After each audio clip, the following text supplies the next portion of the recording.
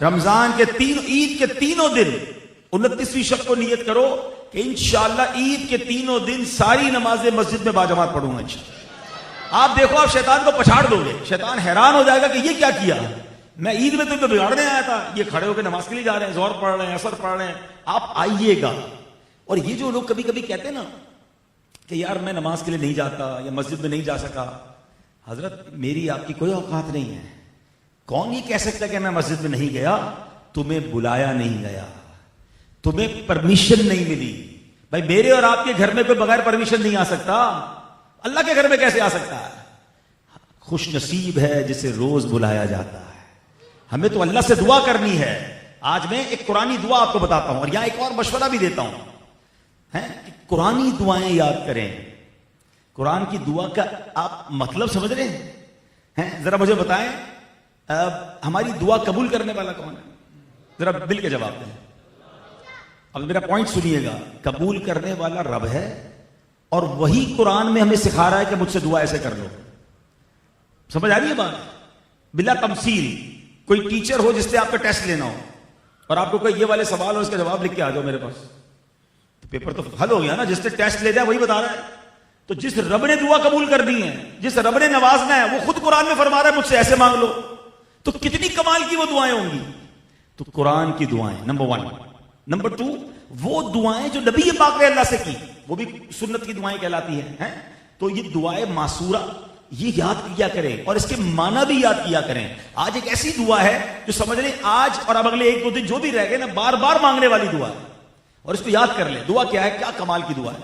اللہ قرآن میں فرماتا ہے سورہ آل عمران آیت نمبر 8 میں یہ دعا ہے, ربنا لا تزغ قلوبنا بعد إذ هديتنا وهب لنا من لدنك رحمة إنك أنت الوهاب. دعا کے معنی کیا ہے؟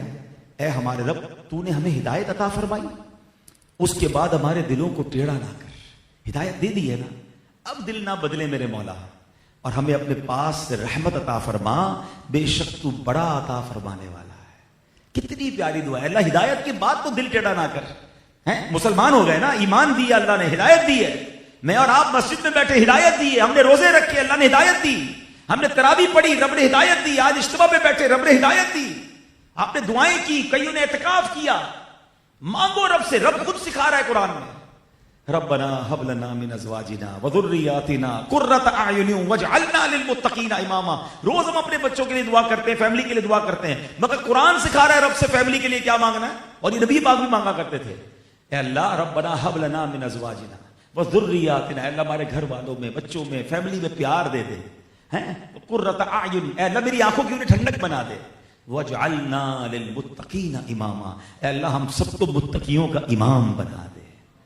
کیسی پیاری دعائیں ہیں, قرآن کی دعائیں. تو آج جو دعا میں نے آپ کو عرض کی ہے, دوبارہ اس کو سنیں. کیا خوبصورت دعا ہے, ربنا لا تزغ قلوبنا بعد إذ هديتنا وهب لنا من لدنك رحمة إنك أنت الوهاب. اس کا اردو معنی کیا بنے گا کہ اللہ ہمارے دلوں کو تو نے ہدایت دی ہے, ہدایت دے کے پھر پھیرنا مت ہے. اللہ ابھی دور مت کر دینا, دل ٹیڑے نہ ہو جائیں, اپنی رحمت سے حصہ دے دے, بے شک تو بڑا عطا فرمانے والا ہے. اب یہ ساری آپ سوچیں کتنی ہدایتیں ملی ہوئی ہیں, لیکن چاند رات ہوتے ہی کئی لوگ ہیں جن کے دل ٹیڑے ہو جاتے ہیں, جو ہدایت سے دور ہو جاتے ہیں, جو اللہ کے گھر سے دور ہو جاتے ہیں. پلیز اس بار ایسا مت کرنا. ہمیں رمضان سکھانے آیا, زندگی کا کیا بھروسہ. آج کراچی والوں نے تھوڑی دیر پہلے جو عشاء کے بعد منظر دیکھا ہے, کچھ سمجھا آپ نے اس سے؟ یہ کیا تھا؟ 10-15 منٹ کی کہانی تھی نا, مگر ہلا کے رکھ دیا. جو ہوائیں تھیں, جو شور تھا, جو آندھی تھی, جو چیزیں گر رہی تھیں. اللہ اکبر, کاش یہ بات سمجھ آئے کہ ہم ان چیزوں سے سمجھے کہ رب نے اپنی قدرت کا ایک جھلک دکھائی ہے. آپ قرآن پڑھیں نا کہ ایسی قومیں گزری, قوم عاد, قوم سمود, جن کے کئی گز لمبے قد تھے, اور ان پر آندھی کا عذاب آیا, اٹھا کے پھینک دیا آندھی نے, گھر تباہ برباد, یعنی وہ پوری قوم تہس نہس کر دی گئی. سچ بتاؤ, اگر آج جو ہوا تھی اگر یہ ڈبل اسپیڈ سے ہو جاتی اور یہ 1-2 گھنٹے چلتی, تو مجھے تو لگتا ہے بلڈنگیں گرنا شروع ہو جاتی. کتنی چیزیں گری, بڑے بڑے درخت گر گئے, بڑے بڑے سائن بورڈ گر گئے, کتنی نہ جانے غریبوں کی چھتیں اڑ گئی ہوں گی. ہمیں تو اللہ کا پہلے یہ شکر ادا کرنا ہے کہ ہمارے گھر پر چھت ہے. آج تو ہو سکتا ہے کتنے لوگ بے گھر ہو گئے ہوں گے، اللہ انہیں بہترین گھر عطا فرمائے، ہمیں ان کی خیر خائی کرنے والا بنائے. لیکن یار احساس نہیں، اوقات کیا ہے ہماری، حیثیت کیا ہے ہماری، اتنا کرو فر، اتنا جاہو جلال، اتنی پلاننگ. آدھے گھنٹے کی ہوا ادھر سے ادھر کر سکتی ہے، اور ایک ہوا قیامت کے دن بھی چلے گی، ایک زلزلہ قیامت کے دن بھی آئے گا. وہ کیا ہوگا؟ قرآن کہتا ہے نا القارعۃ مل قارعۃ. پڑھیں قرآن، سمجھے تو صحیح کیسے کیسے میسج ہیں. وما ادراک مل قارعۃ. قرآن کہتا ہے تم نے کیا جانا قارعہ کیا ہے. علماء فرماتے ہیں کہ قارعہ یہ قیامت کے ناموں میں سے ایک نام ہے، اور پھر قرآن اس قارعہ کو ڈیفائن کرتا ہے کیسا ہوگا محشر کا دن. فرمایا یوم یکون الناس کالفراش المبثوث وتکون الجبال کالعہن المنفوش. فرمایا لوگ ایسے ہوں گے جیسے پھیلے ہوئے پتنگے. آپ نے دیکھا بارش میں چھوٹے چھوٹے انسیکٹس ہوتے ہیں، پتنگے. کیا ہوتا ہے؟ ادھر اڑ رہے، کوئی ڈائریکشن نہیں ہوتی، کوئی ادھر اڑ رہا ہے کوئی ادھر اڑ رہا ہے، ٹکرا رہے ہیں، گر رہے ہیں، مطلب پریشان. بندے جب قیامت آئے گی نا ایسے ہی گھومیں گے، کوئی ادھر بھاگ رہا ہوگا کوئی ادھر بھاگ رہا ہوگا، سمجھ ہی نہیں آ رہی ہوگی کیا کرنا ہے. اور پہاڑ کیسے ہوں گے؟ وَتَكُونُ الْجِبَالُ كَالْعِهْنِ الْمَنْفُوشِ. یہ پہاڑ روئی کے گالوں کی طرح اڑے ہوں گے. کیسا زلزلہ ہوگا، کیسی ہوائیں ہوں گی، کیسا شور ہوگا. آج تھوڑی دیر 5 7 8 منٹ 10 منٹ اس شدت کے ساتھ ہوا چلی، دل دہل گئے، بچے رونے لگ گئے، چیزیں گرنے کی آوازیں آ رہی ہیں. میں سوچنے لگا کہ اوقات کیا ہے ہماری، شاید تھوڑی دیر بعد ہم بھی نہ رہیں. اس وقت کیفیت یہ بن رہی تھی کہ نہ جانے تھوڑی دیر بعد کیا ہو جائے گا، اور بار بار یہ خیال آ رہا تھا کہ بیچارے غریب لوگوں کا کیا ہوگا، جھوپڑی والوں کا کیا ہوگا، بیچارے کمزور گھر والوں کا کیا ہوگا. لیکن کاش یہ بھی تو خیال آئے کہ ایک آندھی، ایک زلزلہ، ایک چیز تو دیکھنی ہے نا. قیامت تو سب نے، قیامت والا دن کیسا ہوگا. قرآن کہتا ہے کہ پہاڑ روئی کے گالوں کی طرح اڑے ہوں گے. کیسا زلزلہ ہوگا. اور اس کیفیت میں، یعنی مثال دیتا ہوں، چلے سورہ قارعہ کو شاید آج سے بہتر دن نہیں ہوگا سمجھنے کا. جس وقت یہ آندھی آئی ہوئی تھی، آپ کہیں نہ کہیں بزی ہوں گے نا. کچھ لوگ تو نماز پڑھ کے ہی باہر نکلے تھے، ہم بھی بس نماز پڑھ کے ہی باہر نکلے، تو کچھ مسجد میں ہی تھے. تو اس آندھی اور اس شور کی کیفیت میں صرف آج کراچی کی جو اور سندھ کے کچھ علاقوں میں بھی سنا ہوا، آپ کو کوئی روکے کہ یار ذرا اپنا آفس کا حساب دینا بھائی، آج پورا دن کیسے گزرا، کیا کام کر کے آئے ہو، آپ کیا کہتے ہو اس کو؟ یار کمال کے آدمی ہو، ادھر دل دہل رہا ہے، ادھر سمجھ نہیں آ رہی کیا ہو رہا ہے، اور تم مجھ سے حساب کتاب کر رہے ہو، مجھ سے سوال پوچھ رہے ہو. بات سمجھ آ رہی ہے؟ اس پرٹیکولر ٹائم میں کیا آپ سوال جواب کی کیفیت میں تھے؟ جواب دے مجھے. کیا کسی اور ڈسکشن کی کیفیت میں تھے؟ کوئی آپ سے انٹروگیشن شروع کر دے. قرآن نے پورا سینیریو ڈسکرائب کیا ہے. یہ تو کچھ نہیں ہے نا، پہاڑ اڑ رہے ہوں گے، اور پہاڑ کتنے بڑے بڑے ہیں. کوہ ہمالیہ جا کر دیکھیں، K2 نانگا پربت، اور آگے جائیں تو ماؤنٹ ایوریسٹ، یار 30 ہزار فٹ بلند پہاڑ. فرمایا قرآن نے روئی کے گالوں کی طرح اڑ رہے ہوں گے. مگر اس کیفیت میں، اس خوف میں، اس زلزلے میں ہوگا کیا؟ قرآن کہتا ہے فَأَمَّا مَنْ ثَقُلَتْ مَوَازِينُهُ فَهُوَ فِي عِيشَةٍ رَاضِيَةٍ. جس کی نیکیوں کا پلڑا بھاری، وہ چین میں، وہ جنت میں ہوگا. وَأَمَّا مَنْ خَفَّتْ مَوَازِينُهُ. جس کی نیکیوں کا پلڑا ہلکا، فَأُمُّهُ هَاوِيَةٌ وَمَا أَدْرَاكَ مَا هِيَ. تمہیں کیا معلوم ہاویہ کیا ہے؟ نَارٌ حَامِيَةٌ. بھڑکتی ہوئی، شعلے مارتی ہوئی آگ. اٹ مینس ایسے سینیریو میں اعمال تولے جائیں گے، حساب مانگا جائے گا، پوری زندگی کا اکاؤنٹ دینا پڑے گا. یارو قیامت کی گھبراہٹ ہی کافی ہوگی، مگر اس گھبراہٹ میں یہ بھی چل رہا ہوگا. کیسے ہو سکے گا؟ پلیز اس دن کی تیاری کرنی ہے. آپ کو پتا ہے اس دن کو یاد کروانے کے لیے بار بار انڈیکیٹر ہمیں دیا جاتا ہے. ہر نماز میں سورہ فاتحہ آپ پڑھتے ہیں، کئی بار پڑھتے ہیں. کیا پڑھتے ہیں؟ الحمدللہ رب العالمین الرحمن الرحیم مالک یوم الدین. یہ کیا ہے؟ یوم جزا کا مالک. کون ہے؟ رب. قیامت کے دن کو بار بار ریمائنڈ کروایا جا رہا ہے کہ اس دن کی تیاری کرو. لیکن ہم بھولے بیٹھے ہیں. واللہ اگر آج کے اس ہاتھ جو بھی ہوا تھوڑی دیر کے لیے ہوا، ہمیں کاش لیسن لینا مل جائے کہ میں تو یہ دنیا کا تھوڑی دیر کی یہ کلائمیٹ چینج، تھوڑی دیر کی یہ آندھی میں ڈر گیا، میرے بچے ڈر گئے، قیامت کے دن مجھے کون سنبھالے گا؟ اور وہاں صرف ڈر نہیں ہوگا، اعمال کا حساب دینا ہوگا اور ڈیسائیڈ ہو جائے گا نیکیاں جس کی زیادہ وہ جائے جنت میں موج کرے، اور جس کے گناہ زیادہ ہیں اس کو بھڑکتی ہوئی آگ میں ڈال دیا جائے۔ آج دنیا میں کسی کی بیلنس شیٹ آؤٹ ہو جائے نا تو کیا ہوتا ہے؟ بھائی بندہ کہتا ہے ڈیفالٹر ہو گیا، اس کے تو دینے کے زیادہ ہیں لینے کم ہیں۔ مگر اگر کوئی ڈیفالٹر ہو بھی گیا نا، دیر از اے وے، بیل آؤٹ کا کوئی نہ کوئی طریقہ ہے، کوئی دوست قرضہ دے سکتا ہے، کچھ دوست مل کر مدد کر دیں گے، لیکن قیامت کے دن جس کی نیکیاں کم پڑ گئیں، حدیثوں میں یہ مضمون ملتا ہے کہ بندہ مارا مارا پھرے گا، ایک نیکی دے دو، اپنے دوست کے پاس جائے گا، رشتہ دار کے پاس جائے گا، والد کے پاس جائے گا، والد بیٹے کے پاس آئے گا، nobody help، کوئی ہیلپ نہیں کرے گا۔ اب وہ بندہ ذرا سوچے قیامت کے دن ایسا بھی ہوگا کہ کسی کی ایک نیکی کم ہوگی، روایتوں میں آتا ہے ایک نیکی کم ہوگی، اس کو ایک نیکی مل جائے تو جنت میں چلا جائے گا، یعنی بیلنس شیٹ لیول ہے، ایک نیکی مل جائے تو جنت میں، یا ایک گناہ کوئی لے لے اس سے تو بھی جنت میں چلا جائے گا، کیونکہ وہ پلڑا ہلکا ہو جائے گا۔ مگر فرمایا کوئی ایک نیکی بھی نہیں دے گا۔ یہ جتنے دوست رات بھر ساتھ چائے کے ہوٹل پہ بیٹھتے ہیں نا ساری رات، تیرے لیے جان حاضر، ایک نیکی کوئی نہیں دے گا، اس کے چکر میں گناہ کر رہا ہوں، اس کو راضی کرنے کے لیے اللہ کو ناراض کر رہا ہوں، کوئی نیکی نہیں دے گا، میں ہوں گا اور میرے اعمال ہوں گے۔ ایک ریئلسٹک سوال کروں، جواب اپنے آپ کو دیجیے گا، مجھے مت دیجیے گا، سچا جواب دینا۔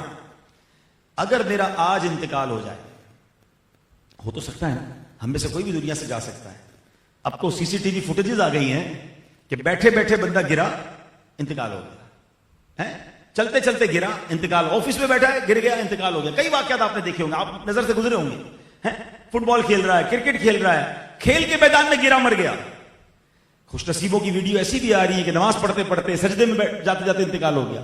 لیکن اس کے اندر سے جو بات سمجھنی ہے نا کہ یار اگر تھوڑا سا زوم کرے نا اس ویڈیو کو، اس بندے کے چہرے سے آپ کو پتا چلے گا کہ اس کو 2 سیکنڈ پہلے بھی پتا نہیں تھا کہ میں مرنے والا ہوں۔ آگاہ اپنی موت سے کوئی بشر نہیں، سامان 100 برس کا ہے، پل کی خبر۔ تھوڑے دنوں پہلے ہی گل پلازا ہوا ہے نا، کیا ہوا؟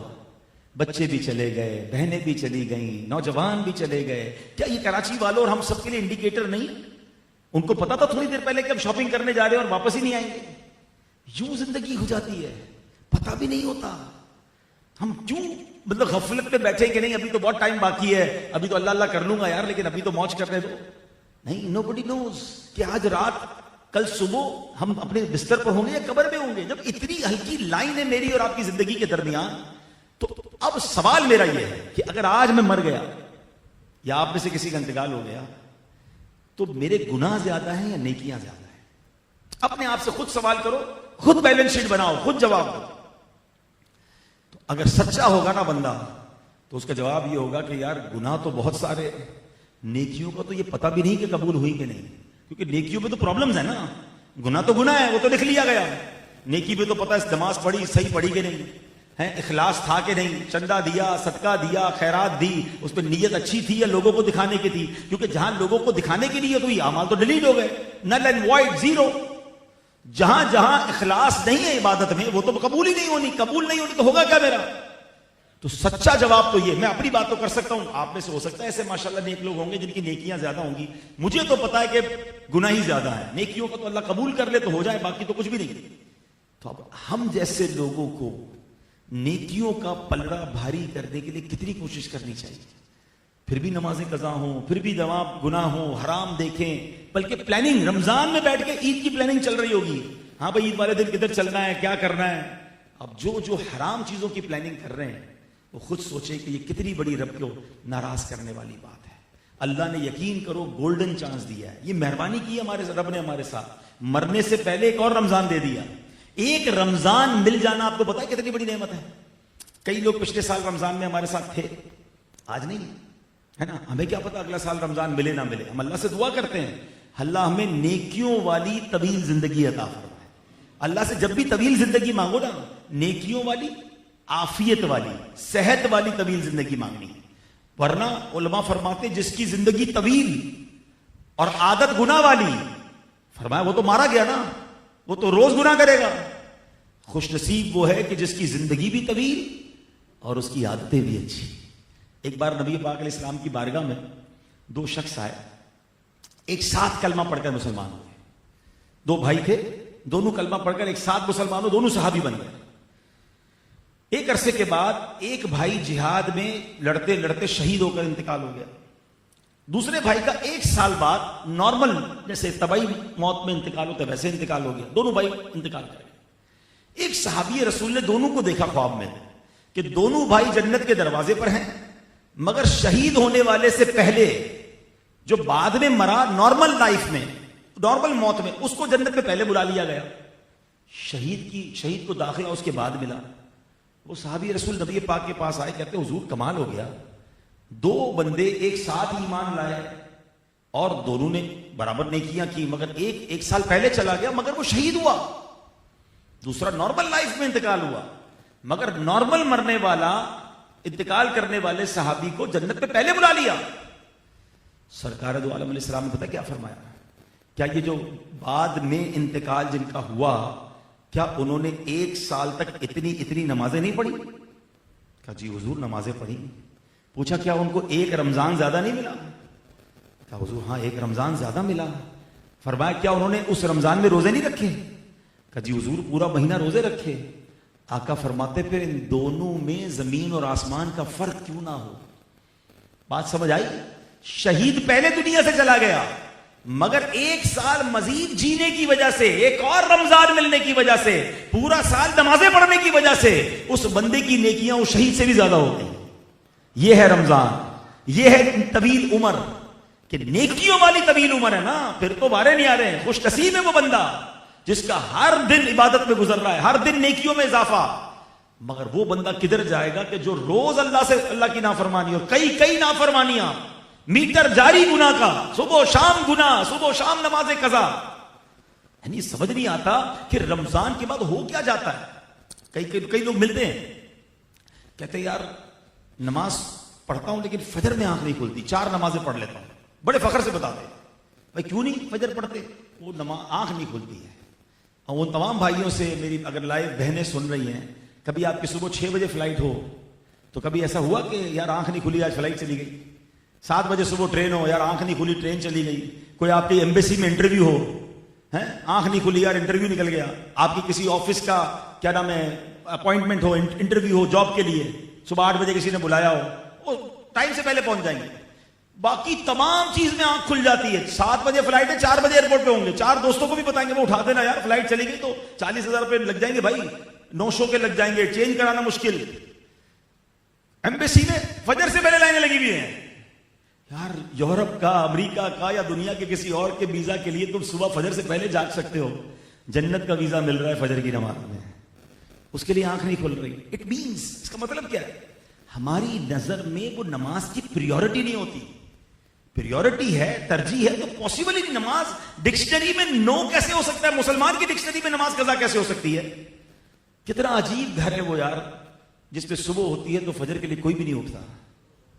الارم بجتے تھوڑی دیر بعد اس گھر میں اسکول کا ٹائم کے لیے, اس کے بعد صبح 7:30 8 بجے بجے گا اسکول کے لیے, 7 بجے امی اٹھے گی.